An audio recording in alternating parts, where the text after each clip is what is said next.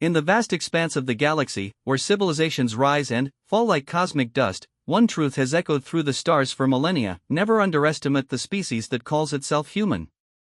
When the Krolix Empire first encountered Earth's primitive projectile weapons, their military analysts couldn't contain their amusement. Chemical propellants? Metal slugs? How quaint! How utterly backward! Their energy shields could deflect plasma cannons, their armor could withstand fusion blasts, and their technology had rendered kinetic weapons obsolete for over 3,000 years. But the Krolix had never faced an enemy that turned simplicity into an art form, that transformed basic physics into poetry of destruction. They had never encountered a species that could take a piece of metal, a chemical charge, and the laws of motion, then craft them into something that would shake the very foundations of galactic warfare. This is the story of how laughter died in alien throats, how confidence crumbled under the weight of human ingenuity, and how a single sniper's bullet changed the course of an interstellar war. This is the tale of the day the galaxy learned that sometimes the old ways are the deadliest ways. The Krolix came to conquer. They left understanding why humans had earned their place among the stars not through advanced technology, but through something far more dangerous: the relentless human spirit that refuses to bow, even when facing impossible odds.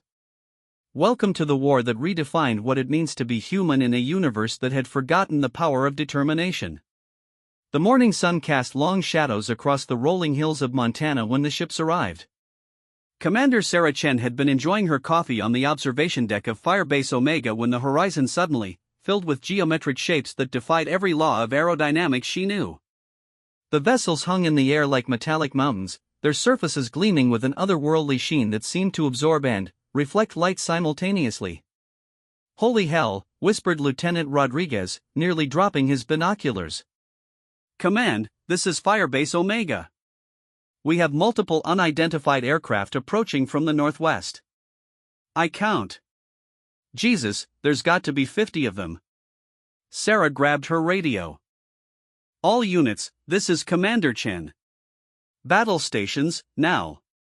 This is not a drill." She watched as the alien craft descended with impossible grace, their movements too fluid, too perfect to be from Earth. 3 months of first contact protocols flashed through her mind, but nothing had prepared her for this moment.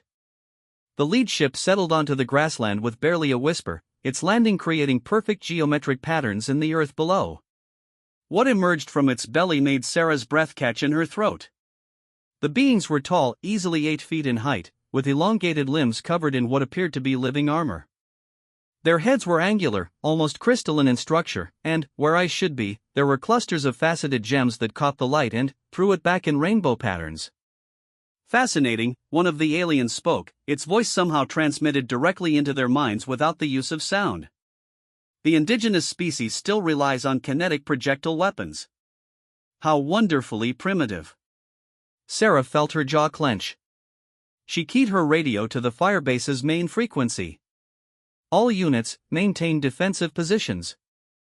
Do not fire unless fired upon." She stepped forward, her M4 carbine held at the ready but not aimed directly at the visitors. "I am Commander Sarah Chen, United States Space Force. State your intentions." The lead alien tilted its head in what might have been amusement. Around it, more of its kind emerged from the various ships, each carrying weapons that seemed to be made of pure energy contained within crystalline matrices. "I am War Prime Zelthak of the Krolix Empire. We have come to evaluate your species' potential for integration into our domain." "Integration?"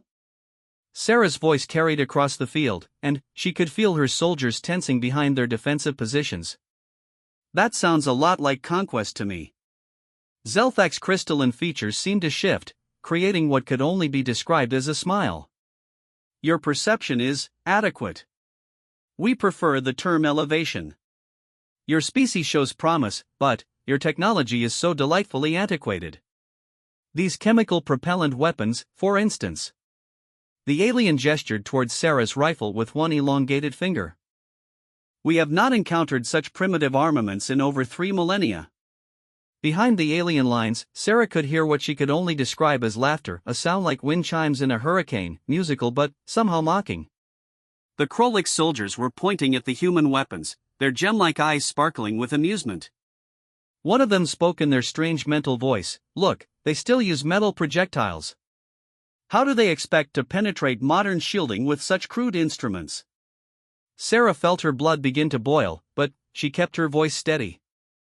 Crude or not, they've served us well for a few hundred years. Indeed, Zelthak replied, raising one hand. Instantly, a shimmering field of energy appeared around him, casting prismatic patterns across the ground. Observe. He nodded to one of his subordinates, who raised what appeared to be a weapon made of crystallized light. The device hummed with barely contained power, and, when it fired, a bolt of pure plasma erupted from its core, striking a nearby boulder. The rock didn't just explode, it ceased to exist, vaporized at the molecular level. Impressive, Sarah admitted, though her tactical mind was already analyzing what she'd seen. The energy expenditure had been enormous, and she'd noticed a slight dimming in the alien's personal shield during the demonstration. But sometimes the simple solutions are the best ones. The alien laughter intensified. Simple solutions for a simple species, perhaps. Tell me, Commander Chen, what would your primitive kinetic weapons do against this? Zelthak's shield flared brighter, and, suddenly, energy barriers sprang up around every Krolik soldier in view. The barriers shimmered and twisted, clearly designed to deflect energy weapons. I suppose we'll find out, Sarah replied, her hand moving closer to her radio. She was stalling for time, hoping that Firebase Command was monitoring this conversation and preparing appropriate responses. The base's defensive systems were powered up, she could tell, but, against this level of technology, their effectiveness was questionable. Warprime Zelthak seemed to sense her thoughts. Your defensive installations are quaint. Missile systems? Artillery? Electromagnetic pulse weapons? All easily countered by our technology. We have faced civilizations with far more advanced weaponry than yours and absorbed them without significant effort. One of the alien subordinates stepped forward, its mental voice dripping with condescension. War Prime, perhaps we should demonstrate the futility of their resistance? It might expedite their surrender. Sarah felt her soldiers shifting restlessly behind their positions. These were good men and women, veterans of conflicts across 3 continents, and being mocked by aliens wasn't sitting well with any of them. She could sense the tension building like static electricity before a thunderstorm. You seem confident in your technology, Sarah said carefully. But, you know what they say about overconfidence. Enlighten me, Zelthak replied, his crystalline features gleaming in the morning sun. It makes for a hell of a blindness. Sarah's finger moved to her radio trigger. Especially when you're dealing with humans. The alien's laughter grew more intense. Ah, the legendary human spirit. We have heard tales of your species' stubbornness. It will make your integration challenging, but not impossible. We have broken more determined species than yours. Have you now? Sarah's voice carried a dangerous edge. And how did that work out for them? They learned to appreciate the benefits of Krolik's guidance, Zelthak replied smoothly. Advanced technology, extended lifespans, freedom from the primitive concerns that plague lesser civilizations. Your species could benefit greatly from our mentorship. Sarah looked around at the alien forces arrayed before her.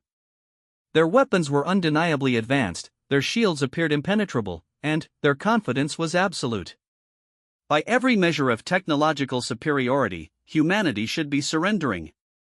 The logical response would be to negotiate terms, to try to secure the best possible outcome for her species. But Sarah had never been accused of being overly logical. Here's the thing about humans, she said, her voice carrying clearly across the field. We've never been much good at knowing when we're beaten.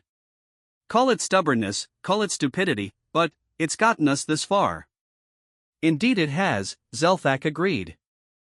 All the way to a primitive world on the edge of civilized space, still fighting with chemical weapons and metal projectiles. Most impressive. The mocking tone was the last straw. Sarah could feel her patience finally snapping, and, apparently, she wasn't the only one. From somewhere behind the Firebase's defensive perimeter, a voice called out, "Hey, Crystal Face!" How about you put that shield where the sun don't shine and we'll see how impressive your tech really is? The alien laughter stopped abruptly. Zelthak's faceted eyes turned toward the source of the voice, and, for the first time, Sarah detected something other than amusement in the alien's demeanor. Your subordinates lack proper discipline, he observed coldly. My subordinates, Sarah replied, don't like being talked down to by anyone. Even aliens with fancy light shows. The tension in the field was becoming palpable. Sarah could see her soldiers gripping their weapons tighter, their eyes focused on the alien shields with the intensity of predators sizing up their prey. The Krolix seemed to sense the change in atmosphere as well, their own weapons beginning to glow with increased energy. Perhaps, Zelthak said slowly, a demonstration of our capabilities would be educational. It might help your species understand the futility of resistance. Sarah felt her heart rate spike. This was the moment when everything would either go very right or very wrong. If you're looking for a demonstration, she said, her hand moving to her sidearm, you've come to the right place. The Warprime's shields flared brighter, and, across the field, energy weapons began to charge with ominous humming sounds. I had hoped for a more civilized resolution to this encounter. But, if your species requires a more direct lesson in the realities of galactic power, we are prepared to provide it. Sarah keyed her radio. All units, you heard the man. Time for school. She looked directly at Zelthak, her eyes hard as flint. Just remember, you started this. The morning sun reached its zenith as two civilizations faced each other across a Montana field, each absolutely certain of their superiority. The Krolix with their energy shields and plasma weapons, their technology refined over millennia of conquest. The humans with their gunpowder and metal, their weapons unchanged in basic principle for centuries. In the distance, a meadowlark sang its territorial song, oblivious to the fact that it might be witnessing the opening moments of an interstellar war. The wind rustled through the grass, carrying the scent of wildflowers and the ozone smell of charging energy weapons. Warprime Zelthak raised his weapon, its crystalline structure catching the light and throwing rainbow patterns across the ground. Last chance, Commander Chen. Surrender now, and your species will be granted the privilege of voluntary integration. Sarah Chen, career soldier and daughter of immigrants who had fought their way to freedom across 2 continents, looked at the alien weapon pointed at her chest. She thought about her parents, who had never backed down from a fight. She thought about every human who had ever faced impossible odds and charged ahead anyway. She thought about the medal in her quarters that read "Never give up, never give in." Here's our answer, she said, and drew her sidearm. The first shot of the interstellar war was fired by a Krolix plasma cannon, its bolt of contained starfire streaking across the Montana morning toward Commander Sarah Chen. It struck her personal body armor dead center, and, for a moment, the alien's confidence seemed justified. Then, Sarah stood up from behind the boulder where she dove for cover, dust and debris falling from her tactical vest, and smiled. Our turn, she said. The battle for Earth had begun. The sound that erupted across the Montana battlefield was unlike anything the Krolix had experienced in 3 millennia of conquest. It wasn't the clean hum of energy weapons or the controlled discharge of plasma cannons. It was raw, primitive, and absolutely terrifying in its simplicity, the thunderous crack of chemical propellants igniting in perfect synchronization. 50 human weapons opened fire simultaneously, their muzzle flashes like angry stars being born and dying in microseconds. The Krolix shields flared brilliantly as the first wave of bullets struck them, energy barriers designed to deflect particle beams and plasma bolts suddenly, faced with something their creators had never anticipated, chunks of lead and steel traveling at 3,000 feet per second. Warprime Zelthak stumbled backward as a .308 round struck his personal shield dead center. The energy barrier held, but he could feel the kinetic force transmitted through the field, rattling his crystalline bones in a way that plasma fire never had. Around him, his soldiers were experiencing the same shocking revelation: their shields weren't designed for sustained kinetic impact. Impossible, one of his lieutenants broadcast on the mental frequency. The energy expenditure alone should make such rapid fire unsustainable. But the humans weren't using energy. They were using chemistry, physics, and 300 years of refinement in the art of making small pieces of metal move very, very fast. And they were very good at it. Sergeant Maria Santos crouched behind her M240 machine gun, feeding belt after belt of ammunition into the weapon's hungry maw. She'd been skeptical when command had told them they might be facing aliens, but, watching the pretty light shows ahead of her position, she decided she didn't care what planet they came from. They were shooting at her friends, and that made them legitimate targets. "Jenkins," she shouted over the roar of gunfire. "How's that 50 cal doing?" "Like Christmas morning, Sarge," came the reply from the heavy weapons position. The .50 caliber machine gun was hammering away at the alien lines, each round carrying enough kinetic energy to punch through light vehicle armor. The Krolix shields were holding, but Santos could see them flickering with each impact. Commander Chen dove from cover to cover, her tactical radio crackling with reports from across the firebase perimeter. "Martinez, what's your status?" "Shields are holding against small arms fire," came the reply from the eastern position, "but they're definitely feeling it. I can see power fluctuations in the barrier patterns." That was exactly what Chen had hoped to hear. During her years of military service, she'd learned one fundamental truth: every defense had a weakness, and every strength could become a liability. The aliens had come expecting to face energy weapons like their own, weapons that their shields were specifically designed to counter. What they hadn't prepared for was the sheer, brutal persistence of kinetic warfare.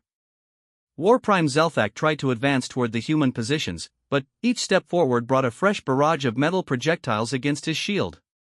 The energy drain was becoming noticeable. These primitive weapons might not be able to penetrate Krolix defenses, but they were certainly testing their limits in ways no enemy had done for centuries. "All units," he broadcast to his forces, "maintain defensive positions and return fire. These creatures cannot sustain this rate of expenditure indefinitely." But, even as he gave the order, Zelthak was beginning to suspect he might be wrong. The humans showed no signs of slowing their rate of fire, and their ammunition reserves appeared to be extensive. His own forces were starting to show signs of strain as they poured energy into maintaining their shields against the constant kinetic bombardment. The Krolix return fire was devastating where it hit. Their plasma weapons turned rocks to vapor and metal to slag, but they were designed for precision targeting against enemies who took cover and fired in controlled bursts. The humans were doing neither.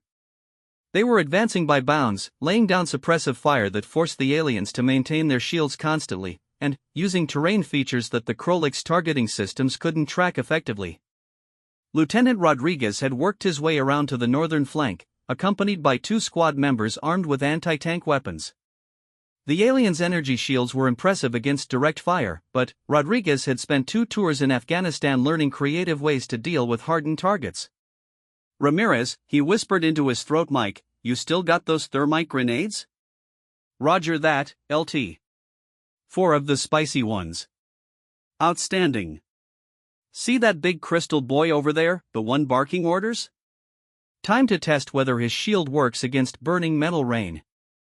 The thermite grenades arced through the air with casual precision, their trajectories calculated by men who'd been throwing things at enemies since basic training. They struck the ground around War Prime Zelthak's position and erupted in fountains of molten iron that burned at nearly 4,000 degrees Fahrenheit. Zelthak's shield flared white-hot as the thermite struck it, the energy barrier struggling to dissipate heat that came not as organized photons but as actual molecular combustion. For the first time since the battle began, cracks appeared in a Krolix energy shield. War Prime, one of his subordinates, broadcast in alarm. "The shield matrix is approaching critical stress levels." Zelthak looked around the battlefield with new understanding dawning in his faceted eyes. The humans weren't trying to penetrate their shields with brute force. They were trying to overload them with sustained pressure, forcing the Krolix to expend energy faster than their power systems could regenerate it. It was a strategy that required enormous quantities of ammunition and absolutely no concern for efficiency or elegance. It was, in other words, perfectly human. Staff Sergeant Williams had set up his sniper position on a ridge overlooking the battlefield, his Barrett M82 anti-material rifle trained on the largest of the alien vehicles. The .50 BMG rounds wouldn't penetrate the ship's hull, but that wasn't his objective. He'd noticed that the aliens' personal shields seemed to be powered by broadcast energy from their craft, and he was betting that system had weak points. His first shot struck what appeared to be an energy coupling on the side of the nearest Krolix ship. The shield generator didn't fail, but Williams could see power fluctuations ripple across the entire alien line. His second shot hit the same spot, and this time sparks flew from the crystalline structure. "Chen," he radioed, "their shields are tied into their ship's power systems. If we can disrupt the broadcast network, we might be able to drop their personal barriers." "Understood, Williams. Keep shooting. Everyone else, concentrate fire on those ships. Let's see how their hulls like good old-fashioned lead poisoning." The shift in human tactics was immediately apparent to the Krolix forces. Instead of spreading their fire across the alien line, the humans began concentrating their weapons on the power distribution systems they could identify on the ships. M203 grenade launchers sent 40mm rounds arcing toward energy couplings. Machine guns walked their fire across what appeared to be shield generators. The firebase's mortar teams began dropping high-explosive rounds on the landing site, not to destroy the ships but to disrupt their power systems through sheer concussive force. War Prime Zelthak felt his shield flicker as power fluctuations rippled through the Krolix network. These humans were adapting their tactics in real time, identifying weaknesses and exploiting them with ruthless efficiency. It was behavior he'd expected from a spacefaring civilization, not from primitives who still used chemical weapons. "All units," he broadcast, "advance on the human positions. We cannot allow them to continue targeting our power infrastructure." But advancing meant leaving the protective range of the ship's main shield generators, and the humans had anticipated that as well. As the Krolix forces moved forward, they found themselves walking into carefully prepared kill zones where overlapping fields of fire turned the Montana grassland into a nightmare of flying metal. Private Johnson had never expected to be fighting aliens when he enlisted, but he'd always been adaptable. His M4 rifle was cycling through magazines with mechanical precision, each burst aimed at the stress points he could see in the alien energy shields. The barriers were holding, but they were getting dimmer with each impact. "Yo, Sarge," he called to Santos. "I think these pretty boy shields are running on batteries." Santos grinned fiercely as she traversed her machine gun across the advancing alien line. "Then, let's run down their batteries, Marine." The sustained fire from 50 human weapons was creating a feedback loop in the Krolix shield systems. The barriers were designed to absorb and redirect energy attacks, but kinetic impacts required them to convert momentum into electromagnetic force, a process that was inherently less efficient. Under normal circumstances, this wouldn't matter. Most civilized species had abandoned kinetic weapons millennia ago. But humans had refined the art of kinetic warfare to a degree that no Krolix tactical analyst had ever imagined possible. War Prime Zelthak's personal shield failed first. The energy barrier simply collapsed under the sustained bombardment, leaving him exposed to direct fire for the first time in his military career. The first bullet to strike him was a .308 round from Sergeant Martinez's rifle, and, while it couldn't penetrate his personal armor, the kinetic impact sent him sprawling. The psychological effect on the Krolix forces was immediate and devastating. Their War Prime, who had seemed invulnerable behind his energy shield, was suddenly vulnerable to the humans' primitive projectile weapons. Across the alien line, other shields began to fail as power systems overloaded and backup generators couldn't keep pace with the energy demands. "Impossible," Zelthak gasped as he struggled to regain his footing. "This should not be possible. Chemical propellants cannot generate sufficient power to overcome modern defensive systems." Commander Chen appeared from behind a rock formation, her M4 trained on the fallen alien leader. "That's your problem right there," she said, her voice calm despite the chaos around them. "You keep thinking in terms of power and efficiency. We think in terms of volume and persistence." Around them, the battle continued to rage, but the momentum had shifted decisively. Krolix shields were failing across the line as human weapons continued their relentless bombardment. The aliens' return fire was becoming sporadic and poorly aimed as they were forced to take cover for the first time in living memory. "Your weapons are primitive," Zelthak said, struggling to understand how his technologically superior forces were being pushed back by inferior firepower. "Primitive?" Chen laughed. "Maybe. But they work. And, sometimes, simple solutions are the best solutions. She gestured toward her soldiers, who were advancing by bounds across the battlefield, their weapons never silent for more than seconds at a time. We've been perfecting the art of making things dead for a very long time, Warprime. We just never bothered to make it complicated.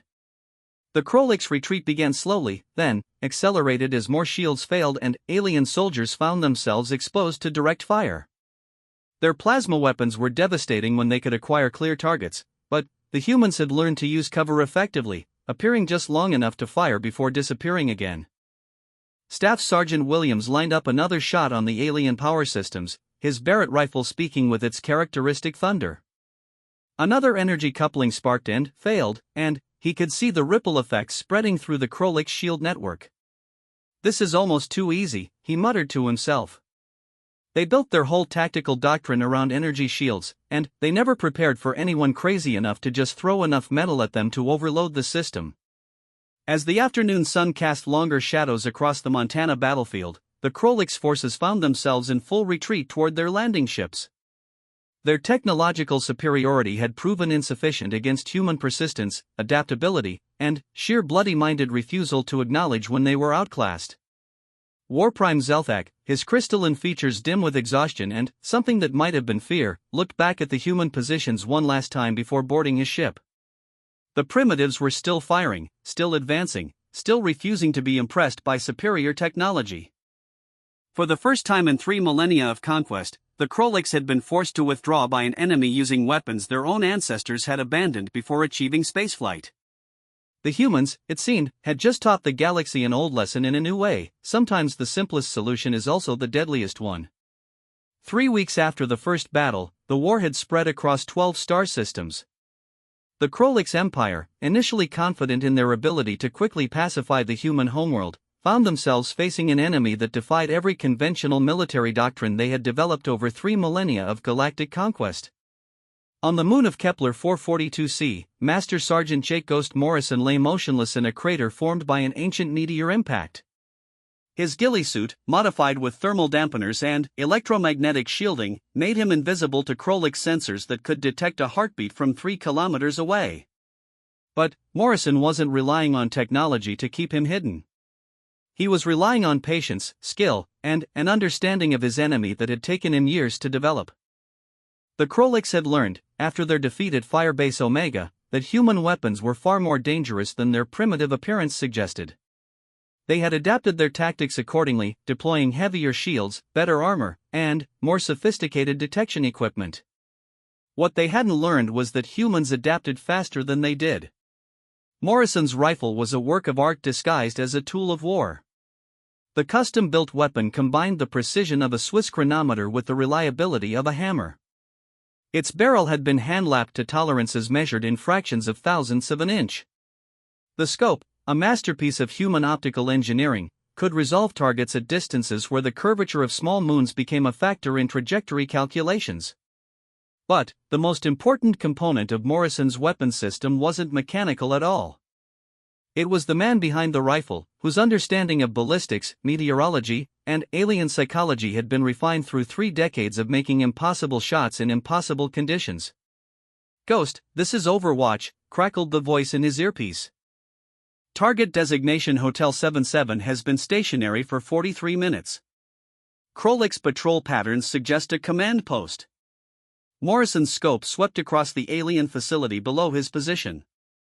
The Krolik's had established their forward operating base in what had once been a human mining settlement, converting the industrial structures into a fortress of crystalline barriers and energy shields. Somewhere in that facility was War Commander Vexthar, the alien officer responsible for the massacre of civilians on Europa Station. "Overwatch, Ghost. Confirmed visual on Hotel 77. Range, 2,400 meters and change. Wind is negligible. Coriolis effect minimal at this latitude." Morrison's voice was calm, professional, almost bored. He might have been describing the weather instead of preparing to take a shot that would require him to calculate the gravitational effects of 3 different celestial bodies. The Krolik's had learned to fear human snipers. In the conventional sense, their fears were justified. A human marksman with the right equipment could kill at ranges that defied belief, picking off targets with mechanical precision from positions that seemed impossible to occupy. But Morrison wasn't planning a conventional shot. Through his scope, he could see Vexthar moving through the command post, the alien's crystalline form easily identifiable among his subordinates. The War Commander's personal shield was the most advanced the Krolix could deploy, capable of deflecting directed energy weapons that could level city blocks. But Morrison had spent 3 weeks studying Krolix shielding technology, and he had discovered something that their engineers had overlooked.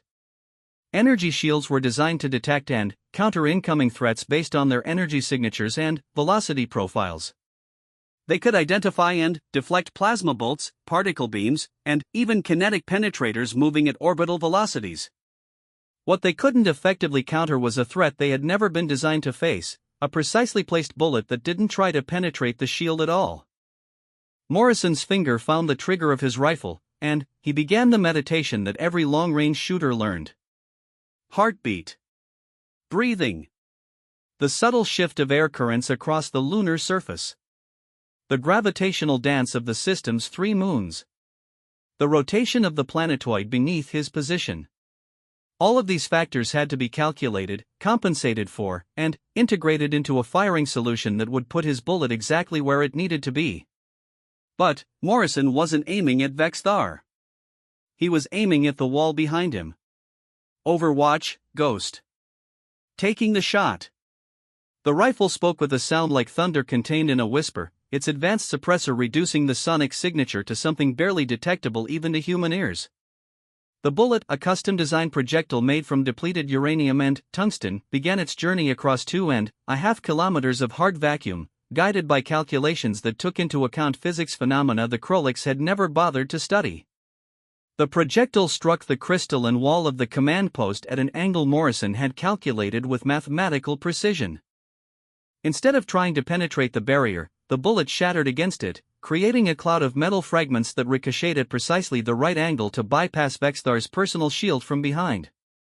The War Commander's shield was perfect in every way except one: it was designed to protect against threats coming from the direction of expected attack. The fragments from Morrison's ricochet shot struck Vexthar from behind and below, passing through the one gap in his defenses that his shield generators had never been programmed to cover. Vexthar collapsed, his crystalline form flickering with the energy discharges of failing life support systems. Around him, his subordinates stared in shock and growing terror. Their war commander had been killed by a weapon that shouldn't have been able to touch him, from a position that their sensors couldn't detect, by an enemy who understood their technology better than they understood it themselves. Overwatch, Ghost. Target is down. Hotel 77 is no longer a factor. Outstanding, Ghost. How did you? Never mind. I don't want to know. Extraction point Alpha in 30 minutes. Morrison was already moving, his rifle disassembled and packed away with practiced efficiency. The Krolix would flood this area with search teams within minutes, but he would be long gone by then. 3 decades of making impossible shots had taught him that the second most important skill for a sniper wasn't shooting, it was disappearing. As he moved through the lunar landscape, Morrison reflected on the irony of his situation. The Krolix had come to human space expecting to face primitives armed with chemical weapons and metal projectiles. They had been right, in a sense. But they had never imagined that primitives could be so very, very good at being primitive. The news of Vexthar's death spread through the Krolix forces like a virus. War commander after war commander had been eliminated by human snipers using tactics that seemed to violate every principle of advanced warfare. The humans weren't using energy weapons or exotic matter. They were using bullets, simple pieces of metal propelled by chemical explosions, and they were using them with a level of precision that bordered on the supernatural. On the bridge of the Krolix flagship Dominion's Edge, Fleet Admiral Krexball studied the tactical displays with growing unease. His forces had superior numbers, superior technology, and superior firepower. By every measure of military capability, they should have crushed the human resistance weeks ago. Instead, they found themselves losing ground to an enemy that refused to fight by civilized rules. Admiral, his tactical officer reported, "We've lost contact with Forward Base 7. long-range sensors show the facility is intact, but all personnel appear to be inactive. Krexball's crystalline features darkened. Forward Base 7 had been defended by the most advanced shielding technology the Krolix possessed, staffed by veterans of a dozen successful conquests. Its loss could only mean one thing: the humans had found another way to turn their primitive weapons into instruments of surgical precision. What do we know about human marksmanship capabilities? He asked his intelligence staff. The response came from Sub-Commander Yelthara, a specialist in alien warfare who had studied dozens of primitive species. Our analysis suggests that exceptional human marksmen can achieve precision kills at ranges exceeding 3 kilometers using kinetic projectiles. However, such capabilities should be irrelevant against modern defensive systems. Should be, Krexball repeated bitterly. Yet somehow, these primitives continue to eliminate our personnel with weapons that our ancestors abandoned before achieving spaceflight. What the Krolix intelligence services had failed to understand was that human marksmanship wasn't just about technology, it was about psychology, intuition, and a willingness to spend decades perfecting skills that more advanced civilizations had automated away. Human snipers didn't just calculate trajectory and windage. They studied their targets, learned their habits, understood their weaknesses, and exploited them with a creativity that no computer algorithm could match. Master Sergeant Morrison had become a legend among the human resistance forces, but he was far from unique. Across 12 star systems, human snipers were demonstrating that advanced technology meant nothing if you didn't understand the mind of the person using primitive weapons against you. On Tau Ceti Prime, Staff Sergeant Maria Santos had spent 2 days studying the movement patterns of Krolix patrol leaders before taking a shot that killed 3 aliens with a single bullet ricocheted through their formation at just the right angle to exploit gaps in their overlapping shield coverage.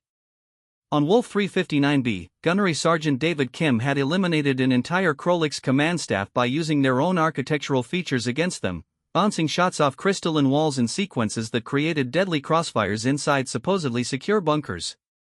The Krolix had developed countermeasures for every form of advanced warfare they had encountered in 3 millennia of conquest. They had shields against energy weapons, armor against kinetic penetrators, and sensors that could detect movement across entire continents.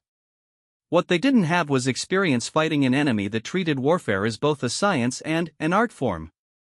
Human snipers weren't just shooting at targets. They were solving puzzles, each shot a unique problem that required creative solutions based on physics, psychology, and an understanding of alien technology that the Krolix themselves often lacked. Every successful kill taught them something new about their enemy's capabilities and limitations. Morrison's next mission took him to the asteroid mining station at Vesta, where Krolix forces had established a forward logistics base in the converted industrial facilities. His target was War Prime Zelthak, the same alien commander who had led the failed assault on Firebase Omega 3 weeks earlier. Zelthak had learned from his defeat on Earth. His new base was a masterpiece of defensive engineering, with overlapping shield generators, redundant power systems, and sensor networks that could detect a rifle muzzle flash from orbit. The facility was, by any reasonable measure, impregnable to attack by primitive kinetic weapons. Morrison studied the base for 3 days, mapping every energy signature, timing every patrol, learning the subtle rhythms of alien military routine. When he finally took his shot, it wasn't aimed at Zelthak or at any military target. Instead, he fired a single bullet at a specific point on the asteroid's surface, where weeks of mining operations had left the rock structure unstable. The bullet's impact triggered a cascade failure in the asteroid's already weakened structure. The seismic waves from the collapse disrupted the carefully calibrated positioning of the base's shield generators, creating gaps in coverage that lasted for exactly 14 seconds. 14 seconds was more than enough time for the orbital bombardment Morrison had called in to reach its targets. The human fleet, using weapons that the Krolix had dismissed as primitive chemical rockets, destroyed Zelthak's impregnable fortress with conventional explosives guided by precision that no alien targeting system could match. As the debris cloud expanded into space, carrying with it the remains of another supposedly invincible Krolix position, Morrison allowed himself a small smile. The aliens could keep their energy shields and plasma weapons. Humans had something better: the ability to turn the universe itself into a weapon. The war was far from over, but the balance was shifting. The Krolix had come expecting to face primitives. Instead, they had encountered an enemy that had spent centuries perfecting the art of making impossible shots with simple tools. And they were learning, one bullet at a time, that sometimes the old ways were still the deadliest ways. The war room aboard the human carrier Indomitable was a study in controlled chaos. Holographic displays showed the positions of Krolix fleets across 17 star systems, while human tactical officers moved through data streams that would have overwhelmed most organic minds. At the center of it all sat Admiral Elizabeth Harper, her weathered hands folded as she listened to reports from across the front lines. "The Krolix are adapting," reported Colonel James Mitchell, the fleet's intelligence chief. "They've started deploying mobile shield generators that can compensate for the kind of precision targeting we've been using. Their new defensive doctrine assumes that any fixed position can be eliminated by human snipers." Admiral Harper nodded grimly. "What's our assessment of their learning curve?" "Fast, ma'am. Faster than we initially projected. They're bringing in alien species that specialize in asymmetric warfare. Races that have fought guerrilla campaigns against technological superiors. The Krolix are trying to understand how we think." Harper stood and walked to the central display, where a three-dimensional map showed the current strategic situation. Red markers indicated Krolix-controlled systems, blue showed human territories, and yellow marked contested zones where the war had devolved into a deadly game of cat and mouse. "The problem," she said to the assembled staff, "is that they're thinking like us now. Our snipers have taught them to respect kinetic weapons, so they've started using them too. Their marksmen aren't as good as ours yet, but they're learning fast." The truth was more complex than Harper could say in a briefing.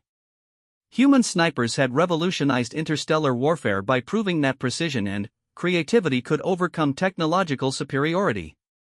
But that same revolution was now working against humanity as other species began to adopt human tactics and adapt them for their own use.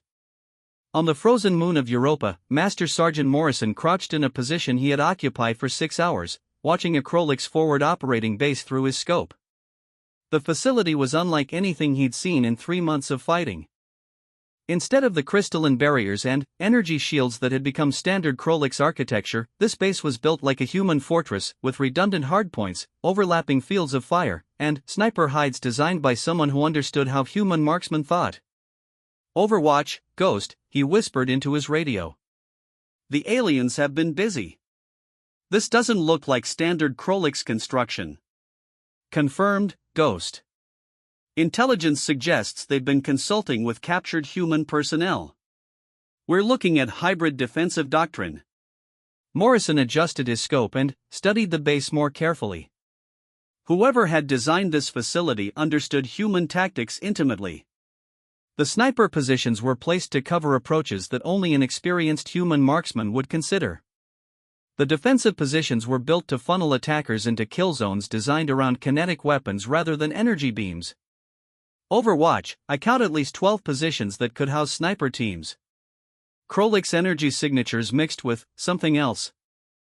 These aren't standard alien weapons." "Ghost, be advised, intelligence reports indicate the Krolix have recruited mercenaries from the Vector Consortium. Species that specialized in kinetic warfare before joining the galactic community. They're teaching alien snipers how to shoot like humans." Morrison felt a chill that had nothing to do with Europa's sub-zero temperatures. The Vector were legendary across known space for their marksmanship abilities. If the Krolix had convinced them to share their expertise, the tactical balance that had favored humanity for 3 months was about to shift dramatically. Movement in his scope caught Morrison's attention. A figure was moving between the base's defensive positions, tall and angular like a Krolix, but carrying what appeared to be a modified kinetic weapon. As Morrison watched, the figure settled into a sniper hide that offered perfect coverage of the human approach routes. "Contact," Morrison reported. "I have visual on what appears to be an alien sniper. Range approximately 1,800 meters. The son of a bitch is good, took me 10 minutes to spot his position." "Can you engage?" Morrison studied the target through his scope. The alien was well concealed, positioned to take advantage of Europa's low gravity and thin atmosphere. More importantly, the creature was demonstrating patience and discipline that matched any human sniper Morrison had ever worked with. Negative on direct engagement. Target is in hardened position with excellent concealment. I'd have to expose myself to take the shot, and I'm betting he's already got my general area under observation. It was a sniper's nightmare, a chess match played at lethal ranges, where the first player to make a mistake would die before hearing the shot that killed him. Morrison had faced human snipers in training exercises, but never in actual combat. Fighting an alien who had learned human tactics was an entirely new kind of warfare. The deadlock lasted for 3 hours. Morrison remained motionless in his position, knowing that the slightest movement might reveal his location to an enemy who was probably as skilled as he was. The alien sniper showed equal discipline, waiting for Morrison to make the first mistake. Finally, Morrison made a decision that would have seemed insane to any conventional military doctrine. Instead of trying to outweight his opponent, he deliberately exposed himself. The alien sniper's shot came instantly, a kinetic round that would have taken Morrison's head off if he hadn't already begun moving. But Morrison hadn't exposed himself to draw fire. He'd done it to confirm what his 3 hours of observation had told him about his opponent's position and capabilities. Morrison's return shot was fired while rolling to new cover, a technique that required years of practice and perfect understanding of his weapon's ballistics.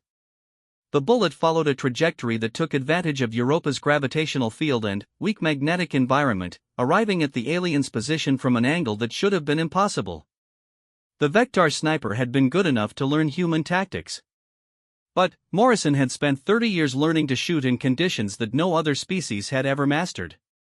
His bullet struck the alien's weapon, not the alien itself, destroying the rifle and sending fragments into the creature's optical organs. Target neutralized, Morrison reported as he moved to a new position. But, Overwatch, we've got a problem. These aliens are learning our techniques faster than we thought possible. Across the galaxy, human snipers were discovering the same thing. The Krolix had recruited specialists from a dozen different species, each contributing unique perspectives on kinetic warfare. The Vector brought patience and precision. The Thrang offered expertise in extreme-range shooting across gravitational anomalies. The Nexari contributed understanding of ballistics in exotic atmospheric conditions. Within weeks, the alien forces had developed counter-sniping tactics that challenged even the most experienced human marksmen. Battles that had once been decided by single, perfectly placed shots became extended duels between opponents who understood each other's capabilities with lethal intimacy. Lieutenant Colonel Sarah Chen, promoted after her actions at Firebase Omega, now commanded a battalion of human snipers operating across the Centauri sector. Her briefing room was filled with veterans whose faces showed the strain of fighting an enemy that had learned to shoot back with equal skill. The tactical situation has changed, she told her assembled marksmen. The aliens have stopped being impressed by our weapons and started copying them. Worse, they're improving on our designs. She activated a holographic display showing alien weapon specifications that human intelligence had recovered from battlefield salvage.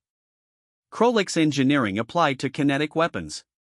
They've created rifles that are more accurate than ours, with better optics and more sophisticated ballistic computers. The only advantage we still have is experience. Sergeant Martinez, veteran of the Firebase Omega battle, raised his hand. Ma'am, experience counts for a lot. These aliens might have better equipment, but they don't have our instincts. That's what we're counting on, Chen replied. But instincts won't help us if we keep fighting the same way we always have. The aliens have learned to copy our tactics, so we need to develop new ones. What Chen was proposing was revolutionary even by human standards. Instead of relying on individual marksmanship skills, human snipers would begin operating in coordinated teams that could create complex ballistic solutions involving multiple shooters and multi-stage trajectory calculations. The first test of the new doctrine came at the Battle of Kepler Station, where a Krolix assault force equipped with hybrid human-alien weapons encountered a human sniper team that had been training together for 2 weeks. Master Sergeant Williams, now serving as team leader for Alpha Section, coordinated a shot sequence that involved 6 different rifles firing in carefully timed succession. The first shot created a sonic distraction that forced alien counter-snipers to expose themselves. The second shot disabled their communication equipment. The third, fourth, and fifth shots eliminated specific targets in a pattern that drove surviving aliens into a predetermined kill zone. The sixth shot was fired by Morrison himself, using ballistic calculations provided by the entire team to make an impossible ricochet shot that eliminated 3 aliens with a single bullet.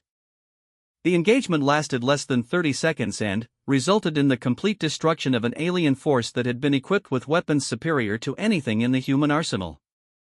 But the victory came at a cost. The coordination required for such complex shooting could only be achieved by teams that had trained together for months.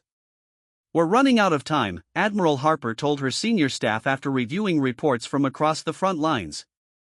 The aliens are learning our tactics, improving our weapons, and recruiting specialists who understand kinetic warfare better than we do. Our snipers are still the best in the galaxy, but they can't be everywhere at once. Colonel Mitchell nodded grimly. Intelligence suggests the Krolix are preparing a major offensive using combined arms tactics based on human doctrine. They're planning to use our own strategies against us. Harper studied the tactical displays showing Krolix fleet movements across 17 star systems. The aliens were massing forces for what appeared to be a coordinated assault on human core territories. But there was something about the deployment patterns that didn't match standard Krolix doctrine. "They're not just copying our tactics," she realized. "They're trying to think like us. Look at these positioning patterns. Those are human-style formations designed around kinetic fire support and precision targeting." The implications were staggering. After 3 months of learning from human opponents, the Krolix had begun to understand warfare from a human perspective. They were no longer trying to impose their own technological superiority on the battlefield. Instead, they were fighting like humans, with creativity, adaptability, and a willingness to use any weapon or tactic that might provide an advantage. "Ma'am," said Captain Reynolds, the fleet's tactical coordinator, "if they're really learning to think like us, then we need to start thinking differently than we have been." Harper smiled grimly. "Exactly. The aliens have learned to copy human tactics, but they're still thinking like aliens trying to copy humans. Time to show them what it really means to fight like a human." The next phase of the war would not be won by superior marksmanship or better weapons. It would be decided by humanity's greatest military asset, the ability to reinvent warfare itself when the old methods stopped working. The Krolix had learned to shoot like humans. Now they were about to discover what happened when humans decided to stop fighting fair. The final battle of the human-Krolix war began not with the thunder of artillery or the scream of plasma cannons, but with silence. Across the Proxima Centauri system, 2 fleets faced each other in the vast emptiness between worlds, neither moving, neither firing, both waiting for the other to make the first mistake. Admiral Harper stood on the bridge of the Indomitable, studying tactical displays that showed a Krolix armada equipped with the most advanced hybrid weapons technology the galaxy had ever seen. The aliens had learned from 4 months of warfare against humanity, adopting human tactics and improving on human weapons until they had created something that was genuinely superior to anything in the human arsenal. "Fleet composition analysis, Commander Hayes?" Harper asked her tactical officer. "Impressive, ma'am. The Krolix have combined their energy shield technology with kinetic weapon platforms based on captured human designs. Their rifles have computational targeting systems that can calculate trajectory solutions we can't match. Their snipers are using weapons that are more accurate than ours, with better optics and more sophisticated ballistic computers." Harper nodded, unsurprised. Intelligence reports had been tracking Krolix technological development for weeks. The aliens had done exactly what any competent military force would do when faced with superior enemy tactics. They had copied those tactics and improved on them. "What's our assessment of their marksmanship capabilities?" "Mixed, ma'am. Their Vector mercenaries are genuinely skilled, possibly equal to our best human snipers. The Krolix themselves are improving rapidly, they're natural learners and they've had excellent teachers. But they're still thinking like aliens who have learned human techniques, rather than thinking like actual humans." That last point was crucial, Harper knew. The aliens had mastered the mechanics of human warfare, but they were still approaching combat from an alien perspective. They had learned to shoot like humans, but they hadn't learned to think like humans. "Signal to all units," Harper ordered. Execute Protocol Chaos. Across the human fleet, captains opened sealed orders that they had been carrying for 2 weeks without knowing their contents. What they read made some of them smile grimly, others shake their heads in disbelief, and more than a few wonder if Admiral Harper had finally lost her mind. Protocol Chaos wasn't a battle plan in any conventional sense. It was a framework for organized insanity, a tactical doctrine that deliberately violated every principle of military science that both species had developed over millennia of warfare. It was, in essence, the most human thing the human fleet could possibly do. The first sign that something was wrong came when the human destroyer Relentless suddenly accelerated directly toward the Krolix battle line, its weapons powered down and its shields at minimum. To alien tactical analysts, the maneuver appeared to be either a malfunction or a suicide run. Warprime Zelthak, who had survived 3 major engagements by learning to think tactically like a human, ordered his forces to concentrate fire on the approaching destroyer. It was exactly what human doctrine would have called for in his position: eliminate the threat before it could close to effective range. The Relentless exploded spectacularly when focused Krolix fire overwhelmed its shields, but the destruction served its purpose. Every alien sensor in the fleet had been focused on tracking the destroyer's approach, which meant they missed the deployment of 47 smaller objects that had been jettisoned from human ships across the battle line. What are those signatures? Zelthak demanded as his sensor operators tried to identify the objects. Unknown, Warprime. They appear to be containers of some kind. No energy signatures, no propulsion systems. They're following ballistic trajectories. Zelthak's crystalline features darkened as understanding began to dawn. The humans had launched something using simple kinetic principles, no energy systems that alien sensors could track, no sophisticated guidance systems that could be jammed. Just objects following the laws of physics toward predetermined destinations. The containers burst open simultaneously, each one releasing thousands of small objects that scattered across the battlefield like metallic snow. To Krolix sensors, they appeared to be debris from the destroyed destroyer. To human gunners who had been secretly calculating trajectories for weeks, they were ammunition. Master Sergeant Morrison floated in the cramped confines of an assault pod that had been disguised as battle damage, his rifle trained on targets that were invisible to conventional sensors. Around him, 46 other human snipers prepared to take shots that would have been impossible under any normal tactical circumstances. All units, this is Ghost Leader, Morrison transmitted on the encrypted frequency. Remember, we get one shot before they figure out what's happening. Make it count.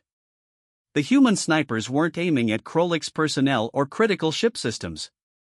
Instead, they were targeting the scattered metal debris that now surrounded the alien fleet. Each shot was calculated to ricochet off multiple pieces of debris, creating ballistic trajectories that would be impossible to predict or defend against. Morrison's first shot struck a piece of hull plating from the Relentless, ricocheted off a second fragment, bounced off a third, and, finally, struck the sensor array of a Krolix cruiser with pinpoint precision. Across the battlefield, 46 other impossible shots found their targets simultaneously, crippling alien sensor systems that had been designed to track everything except random metallic debris. Sensor networks are compromised, reported Zelthak's tactical officer. We're getting interference from debris impacts across the fleet. But the debris impacts weren't random, they were precisely calculated strikes that had been planned for weeks by human ballistics specialists who understood that sometimes the best way to win a fight was to change the rules entirely. With their sensors compromised, the Krolix fleet found itself fighting blind against an enemy that had been prepared for exactly this situation. Human ships began moving in patterns that seemed random but were actually coordinated through old-fashioned visual signals and radio communications that didn't depend on sophisticated sensor networks. Admiral Harper watched her fleet execute maneuvers that no alien tactical computer could predict, because they weren't based on optimal efficiency or mathematical models. They were based on human intuition, creativity, and a willingness to do whatever worked, regardless of whether it made theoretical sense. All ships, weapons free, Harper ordered. Let's show them what human warfare really looks like. What followed wasn't a battle in any conventional sense. It was organized chaos, a three-dimensional dance of destruction where human ships moved like living things, striking at targets that mathematical analysis said they couldn't possibly hit, using weapons combinations that no sane military doctrine would recommend. The heavy cruiser Defiant used its main guns to launch modified artillery shells that deployed clouds of metallic chaff, then used secondary weapons to shoot at the chaff itself, creating ricocheting fragments that struck alien ships from impossible angles. The destroyer Winston Churchill actually rammed a Krolix frigate, not to destroy it but to get close enough for boarding parties to plant explosive charges on the alien vessel's weapon systems. Human snipers, still floating in their disguised assault pods, continued to take shots that defied every principle of space warfare. Morrison eliminated an alien bridge crew by ricocheting a bullet off 7 different pieces of debris, creating a trajectory that brought the projectile through a ventilation port that Krolix engineers had never imagined could be used as a firing position. "This is impossible," Zelfak broadcast on the General Command frequency. "Their tactics make no tactical sense. They're violating their own military doctrine." That was exactly the point, Harper knew. Human military doctrine was a guideline, not a law. When the doctrine stopped working, humans changed it. When the enemy learned to counter their tactics, humans developed new ones. And, when conventional warfare became predictable, humans made it unpredictable again. The Krolix fleet, equipped with superior weapons and guided by tactical analyses based on months of studying human warfare, found itself unable to cope with an enemy that had abandoned predictable behavior entirely. Their computers couldn't model tactics that changed minute by minute. Their weapons couldn't target ships that moved in patterns no mathematical algorithm could anticipate.